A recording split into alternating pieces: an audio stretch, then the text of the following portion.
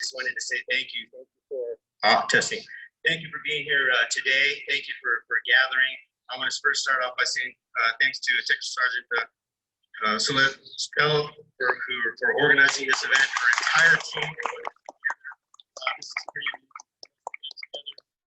get outside on Friday, talk amongst the JBSA community, DLI community, getting to know each other, and hearing the various speakers and open it up for various conversations. Those honest conversations, I'm learning, I'm interested, and looking forward to various experiences, various knowledge, and being able to have that discussion. One thing I encourage you today as you go about, if you see somebody you don't know, reach out, talk to them, get to know somebody. Just introduce yourself and make a friend. But I know we had a little bit of a late start here, so I'll keep it short, but I do want to hand it off to Chief Master Cassette to say a few words. But again, thank you all again for coming here and overreach. Thank you, sir, and thank you, Sergeant Sotelo, for putting this together. What a great opportunity for us to come together and learn about each other and learn about events that we don't know about. And I find it very fitting that DLI is the one hosting this today. As our mission is that we bring people and cultures from around the world. We put them in classrooms and we help them work together and build relationships. So it's the exact same thing we're doing here today. I think just as a disclaimer, it's not a political type of event or anything like that going on. Just a great opportunity for us to get together and learn about different cultures and meet different people and just have a good time. So with that, I'll hand it over to Colonel Anderson and who wanted to say a few words also. Can you all hear me? Okay. I just wanted to thank Colonel Gillis and the rest of the DLI staff for the warm welcome and helping me get in here at all and get installed. And for the marvelous change of command on Wednesday. Thanks again to everyone involved with that. My wife is actually dialed in as well, so she'll be listening to all of this and trying to participate in Juneteenth. For those of you I haven't met yet in person or virtually, I'm looking forward to meeting you. And happy Juneteenth. Thanks for putting this together as well.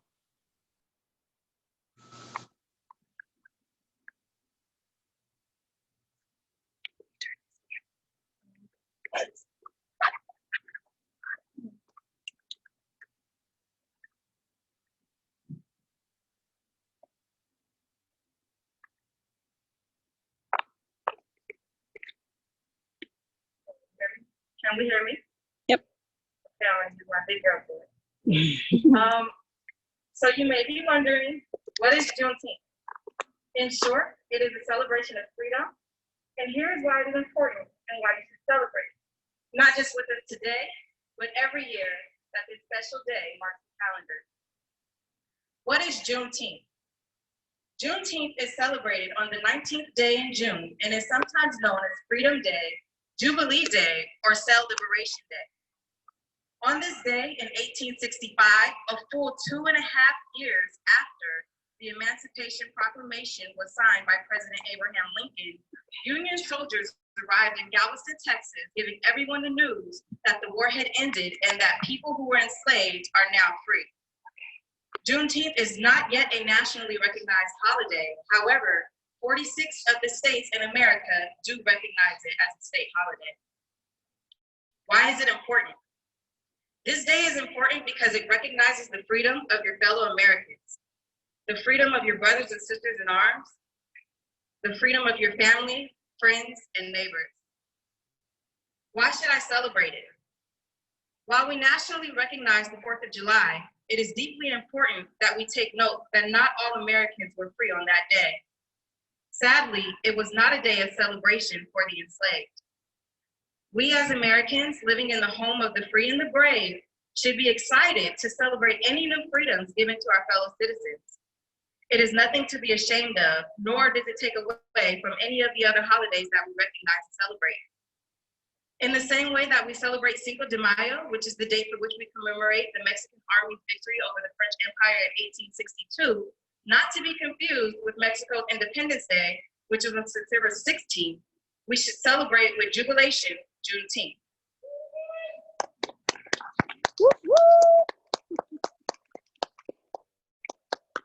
How can I celebrate the day? The celebration is very similar to many other summer holidays. You and your family can celebrate with a barbecue or potluck and fireworks. You can throw a neighborhood block party or pool party to set something up at the park. You can share educational information about the holiday with friends and family and remind them of why this day is so good, special, and important. Being that it is recognized as a holiday in Texas, you may be able to find events in the downtown areas in the same way that there are celebrations here in San Antonio for Fiesta. What if I feel uncomfortable celebrating? How can I overcome these feelings? I encourage you to make yourself comfortable. There is no better way to show your appreciation for something than to celebrate it. Any celebration of freedom is something of which to be prideful. It is a liberation for all people. All races can celebrate Juneteenth. More ways in which you can make yourself comfortable are by connecting with others who celebrate the day. You can go to a local event, enjoy the festivities, and mix with the crowd instead of holding your own celebration. For more information on the holiday and how you can celebrate it, you can visit juneteenth.com.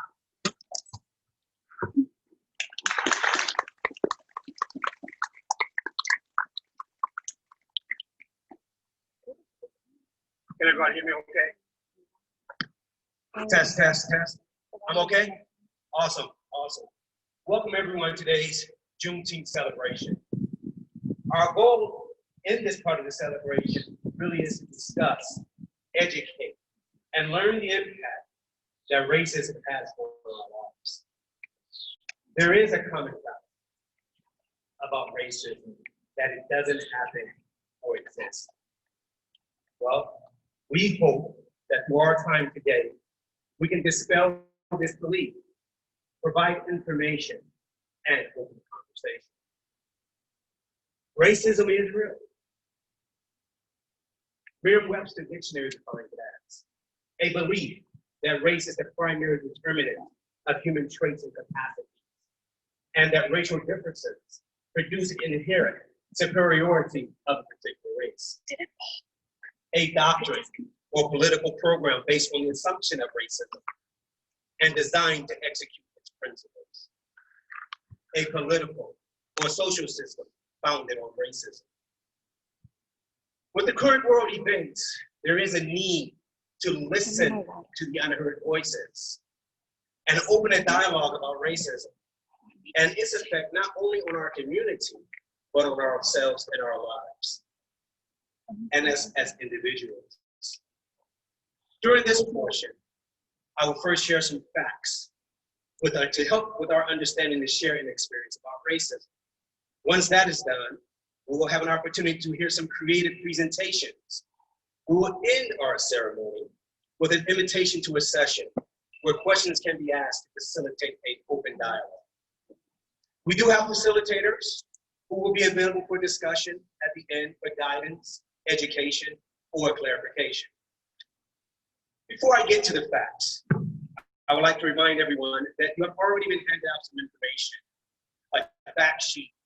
If you feel free to go along with me and follow as I'm talking about the facts. If you have a question or you need something more clarification about something, one can be provided with you as well. If you do not have one, we have extras that we can provide with you.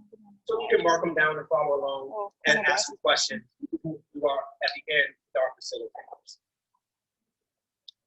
Let's get into some data-based information about the current state of our nation.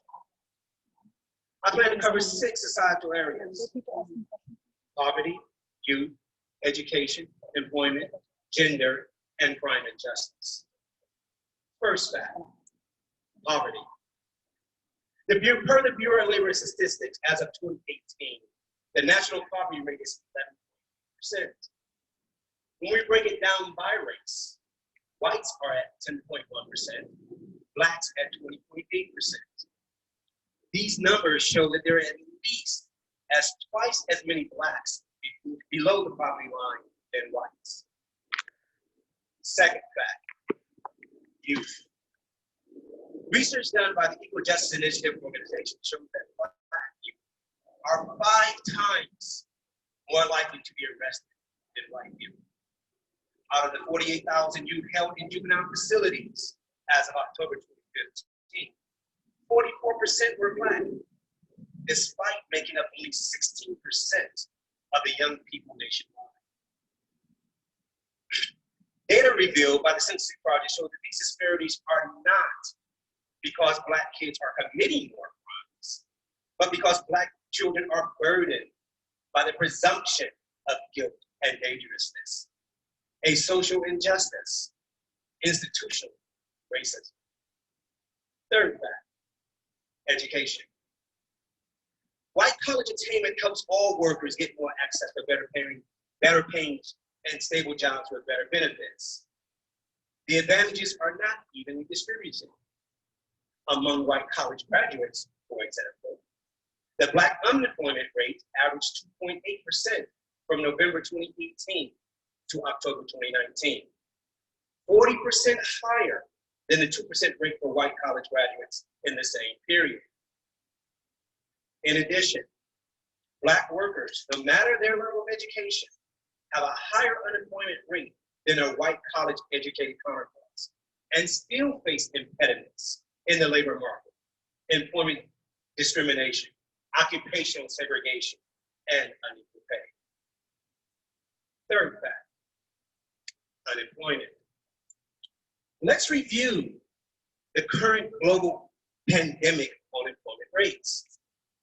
The unemployment rate during COVID-19 is the highest among Hispanic and Black Americans.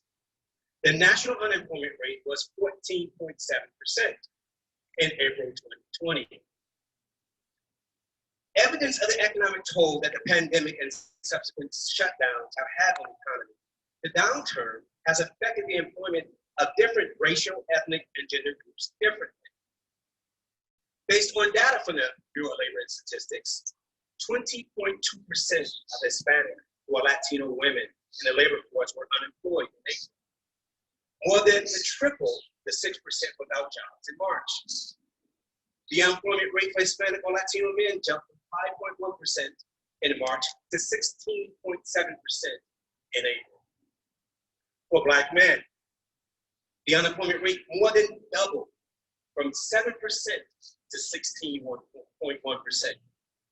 The rate rose from 5.2% to 16.4% for Black women.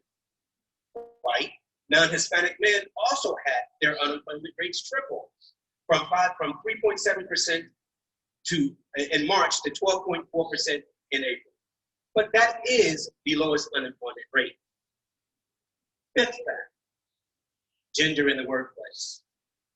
While women of color have made strides in the workforce over the past decade, they still face unique barriers that harm their economic security.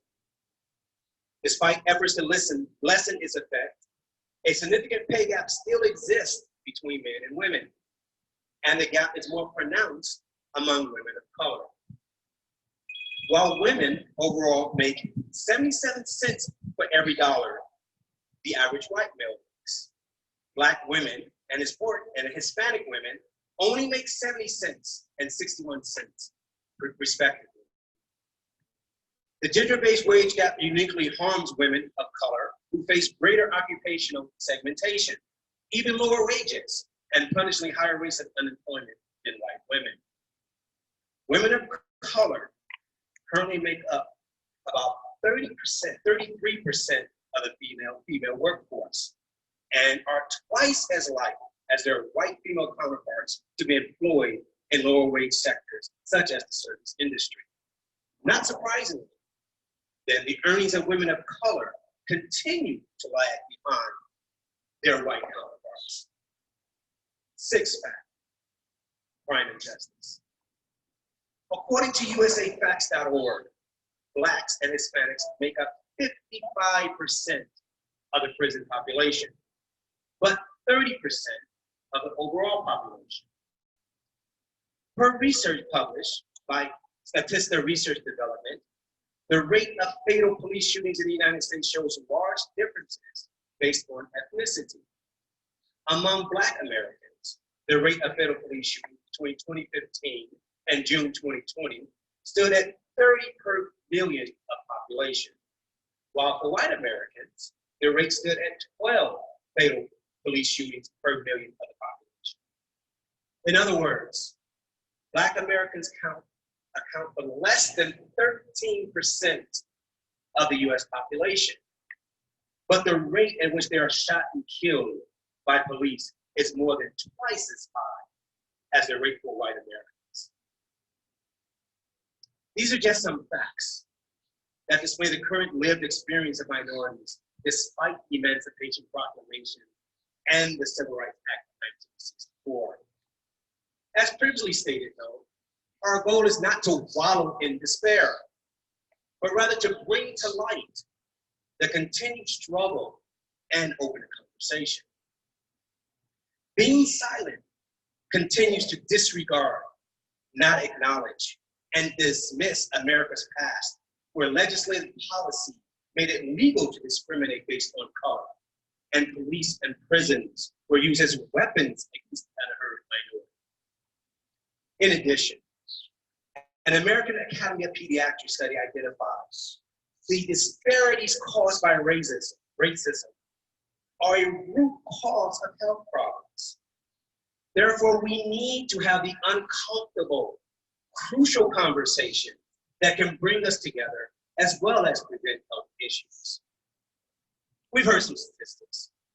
Now I'd like to share my thoughts on how racism has impacted our life. I'm sure many of you are aware of Dr. King's famous speech, "I Have a Dream" speech, where he spoke about America's promise of equality for all at the Lincoln Memorial in our nation's capital. Let me start with a quote from it.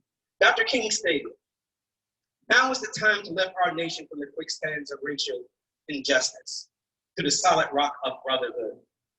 Now is the time to make justice a reality for all of God's children. It will be fatal for the nation to overlook the urgency of the moment.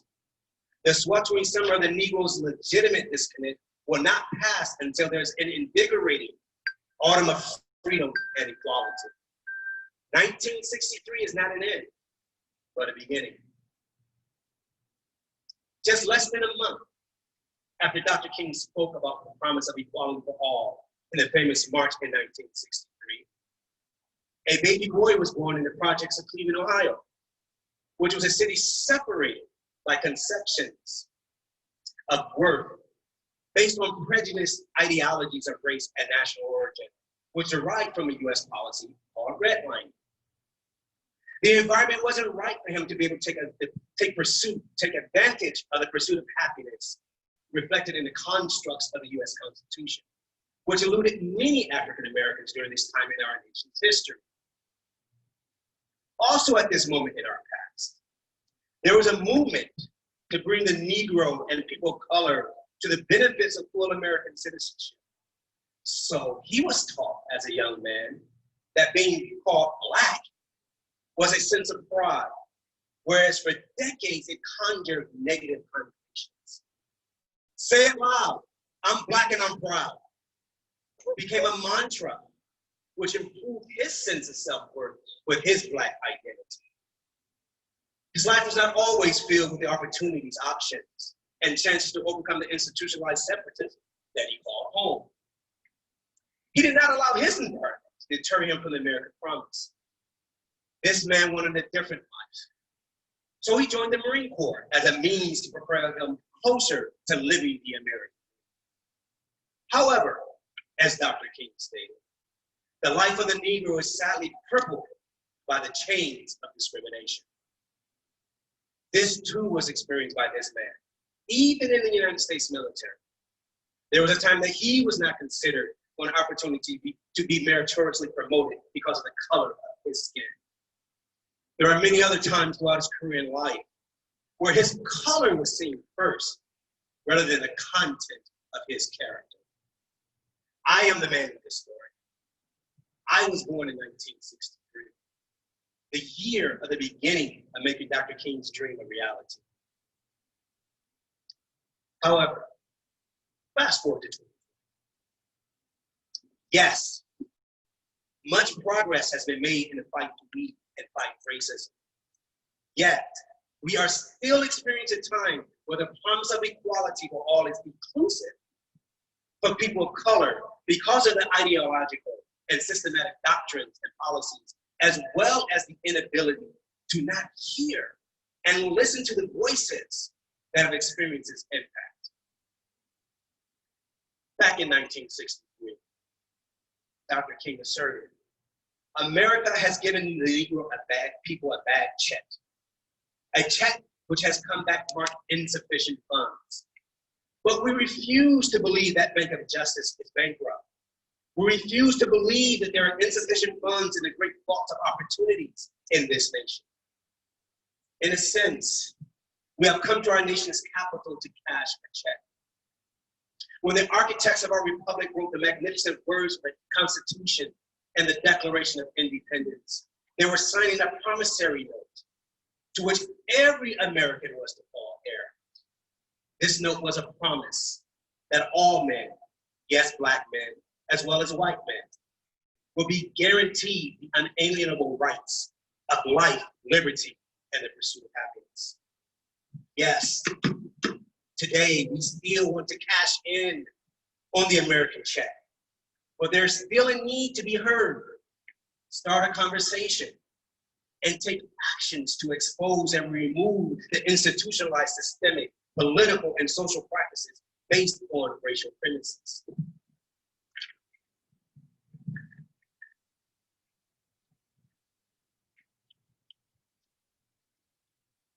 This has concluded my section of the brief. We'd like to turn it over to the next part where we're going to have some creative presentations. And I would like to turn it over to Ms. Catherine. Thank you.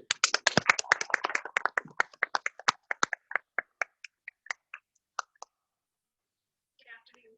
We learned some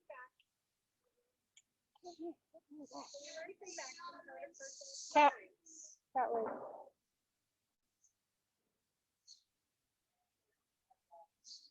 Dr. Boyer, can she wear your mic? Thank you.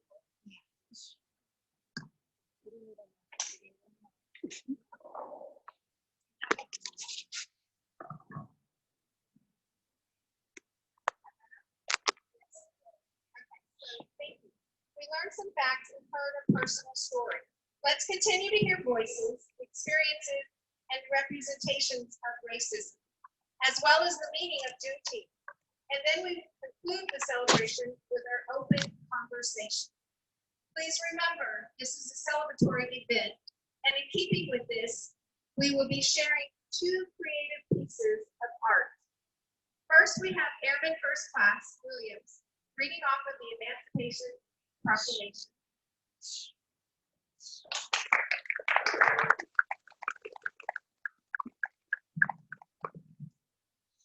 Good afternoon, everyone. I'm Airman First Class Williams, and I'll be reading the Emancipation Proclamation. Whereas on the 22nd day of September, in the year of our Lord, 1862, a proclamation was issued by the President of the United States, containing among other things the following to wit: that on the first day of January, in the year of our Lord, 1863, all persons held as slaves within any state or designated part of the state, the people whereof shall then be in rebellion against the United States, shall then be henceforth and forever free, and the executive government of the United States, including the military and naval authority thereof, will recognize and maintain the freedom of such persons, and will do no act or express such persons or any of them in any effort they may make for their actual freedom. That the executive will, on the first day of January, as foresaid by proclamation, designate the states and parts of the states, if any, in which the people thereof respectfully shall then be in rebellion against the United States, and the fact that any state or the people thereof shall be on that day in good faith represented in the Congress of the United States by members chosen thereto at elections wherein a majority of the qualified voters of such states shall have participated, shall in the absence of strong countervailing testimony be deemed conclusive evidence that such state and the people thereof are not then in rebellion against the United States. Now therefore I, Abraham Lincoln, President of the United States, by virtue of the power in me vested as Commander-in-Chief of the Army and Navy of the United States in time of actual armed rebellion against the authority and government of the United States. And as in January, in the year of our Lord 1863, and in accordance with my purpose, so to publicly proclaim for a full period of 100 days, from the days first above mentioned, order and designate as the states and parts of states, wherein the people thereof respectfully are this day in rebellion against the United States the following year. And by the virtue of the power and for the purpose of said, I do order and declare that all persons held as slaves within said designated states and parts of states and are henceforth shall be free. And that the executive government of the United States, including the military and naval authorities thereof, will recognize and maintain the freedom of said person. And I hereby enjoin upon the people so declared free to abstain from all violence unless in necessary self-defense. And I recommend to them that in all cases when allowed, they labor faithfully for reasonable wages. And I further declare and make known that such persons of suitable condition will be received into the armed forces of the United States to garrison forts, positions, stations, and other places, and to main vessels of all sorts, and said service. And upon this act, sincerely believed to be an act of justice, warranted by the Constitution upon military necessity, I invoke the considerate judgment of mankind in the gracious favor of Almighty God, and witness whereof I guarantee set my hand and cause the seal of the United States to fit. Done at the city of Washington this day in January in the year of our Lord 1863, and of the independence of the United States of America the 82nd, by the President Abraham Lincoln.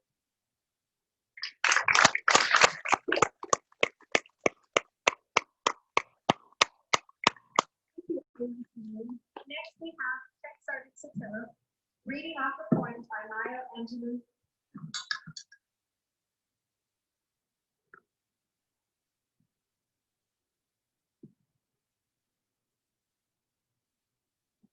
Caged bird.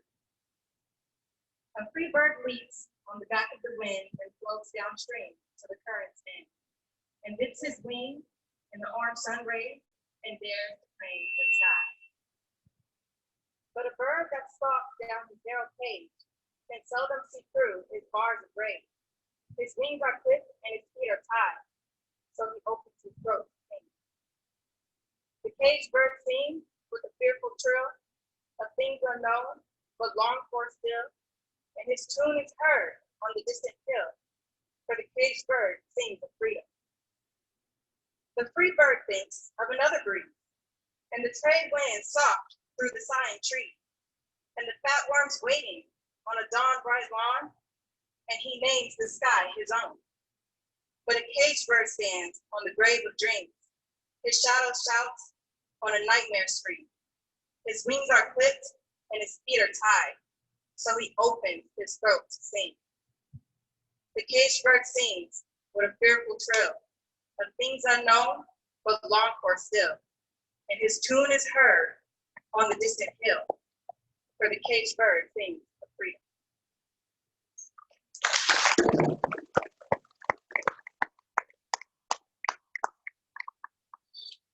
Thank you very much. Now at this time, I'd like to ask Dr. Boyer to come back up for the closing.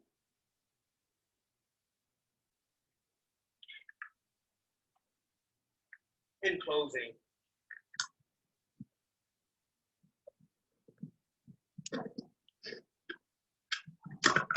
I'd like to remind us that not only today, as we celebrate Juneteenth, which recognizes freedom from slavery, but every day going forward, we need to have a discourse about the racist ideas, policies, and systems that keeps Blacks from participating in the freedom set forth in the Emancipation Proclamation as written in the U.S. Constitution.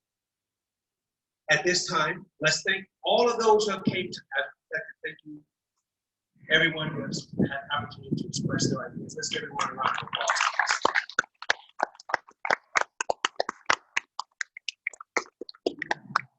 We also like to thank the lead, the groups, and the squad. Sir, thank you for coming out. Sorry, thanks for everyone for coming out and assisting us to give us a safe space to have a conversation about racism as well as we celebrate Juneteenth. We also like to thank you all for attending, listening, and participating. We'd like to open the floor up for a dialogue. If we have some questions, we do have facilitators. Facilitators, can you please raise your hand? You can see around, we do have some facilitators around here.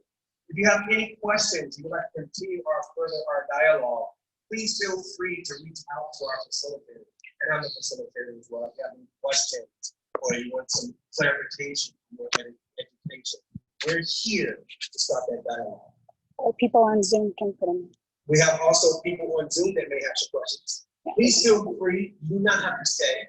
It is an open conversation. Please feel free to leave, and this really concludes our formal part of Juneteenth celebration. Again, thank you all very much.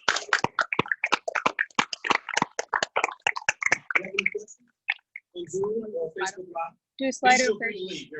Please feel free. We have one question. We do have a question from Fido if you would like to hear. Here's a question.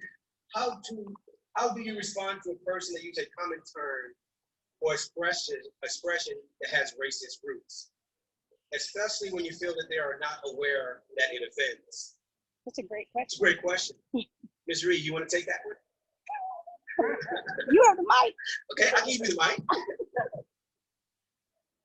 Yeah.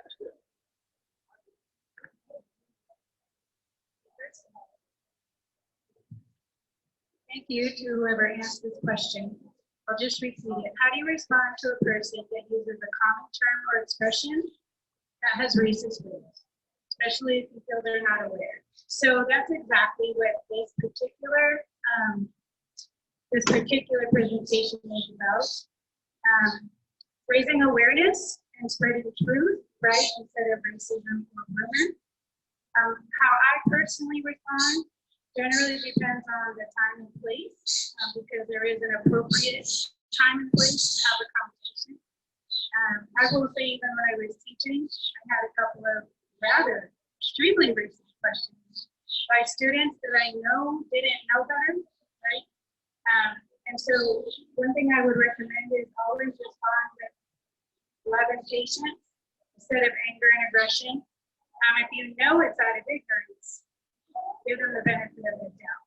Normally what I will say is something like, gosh, I think that might be a little inappropriate. If you'd like to have a conversation about it, I'm happy to chat with you. So I usually will leave the door open if I don't like to chastise people, particularly strangers, definitely never students here at DLI. I've also had to respond to people in such a way.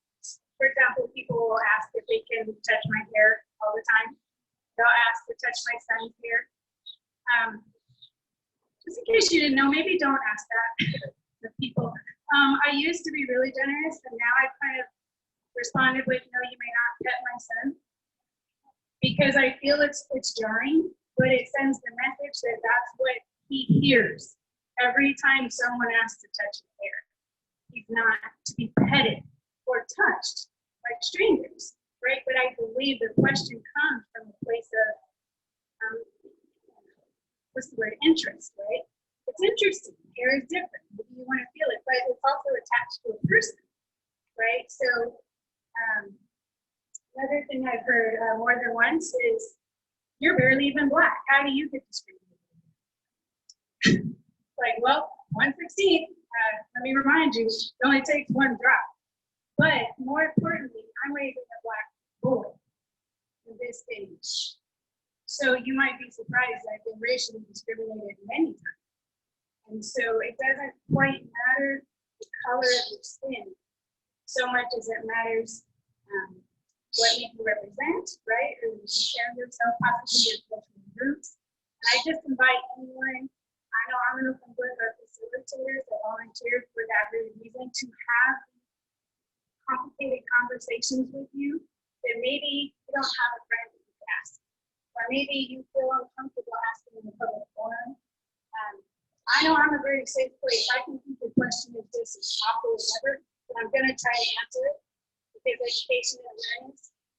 always better than anger and resentment. I hope I answered the question at least honestly. I'm gonna go check them. To follow back up on that question, Ms. Reed, thank you very much for sharing. I'll share a story with you all. I was in the Peace Corps, and I was in China for 2 years in the Peace Corps as a volunteer English teacher. And during our teacher training program, these were all teachers. They were supposed to be very educated. One teacher stood up, and I said, we'll have a free conversation. It's part of the class, get to know each other. She actually stood up and said, "Why are you so black?" in front of everyone. First, I was taken aback. And after I regained my composure, I said, because I am black. I am a Black American, and I'm proud to be black. I took that out of lack of education. So in my mind, it was my responsibility to help her understand what she was saying and why she was saying. I didn't take it out of malice. And so if you do have some questions about what you can or cannot say, please feel free to ask. And as Ms. Reed stated, I will concur with her, how you say it in an appropriate time and place. But I stopped it right then and there because that was an appropriate time and place, so everyone can hear it. That's not. And I just said that was really, and my first time, that was a very rude question to ask. And that was just my experience. Do we have any other questions or anything else from Facebook Live or YouTube? So if you could make an announcement, the battery died on the Facebook Live machine. Okay. So if you want to maybe just say, sorry about that. We do apologize for Facebook Live. We had some technological difficulties. Our battery died, but we are still back on Zoom. And again, And it's recorded. And it is recorded, and it will be recorded here at DLI.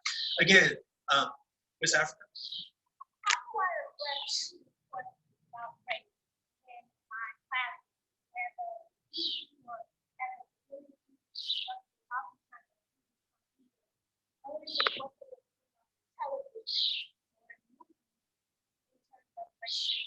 I know I have a good in my classes.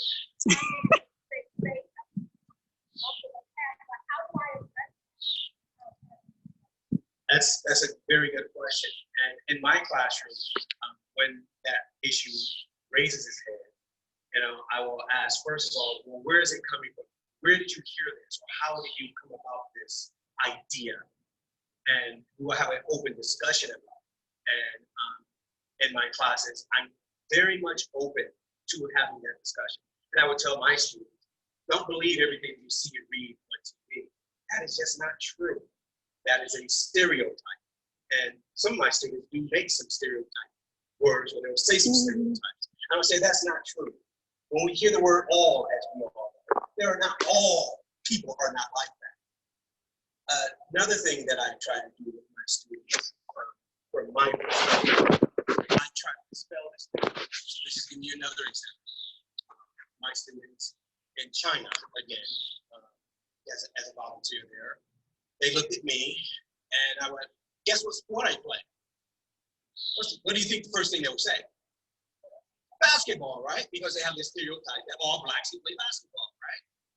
And I said, no, I don't play basketball. They said, what sport do you play?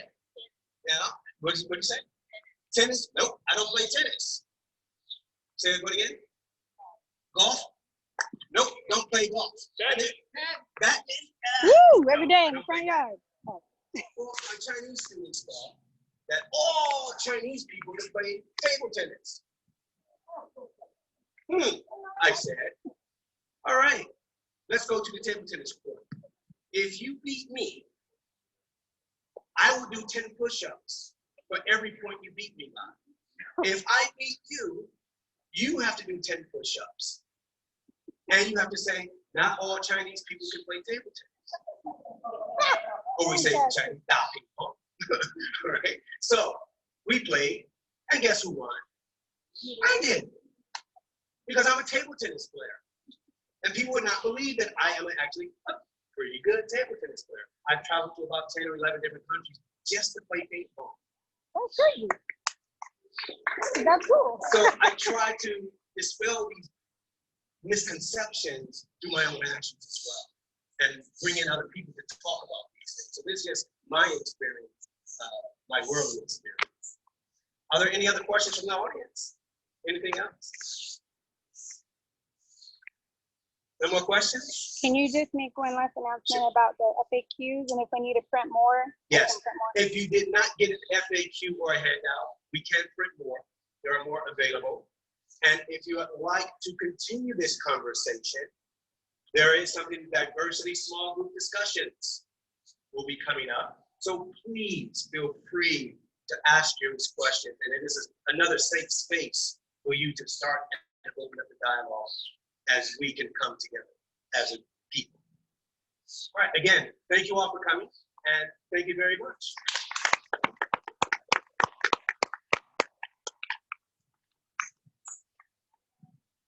Thank you for coming. I'm gonna go ahead and stop the recording.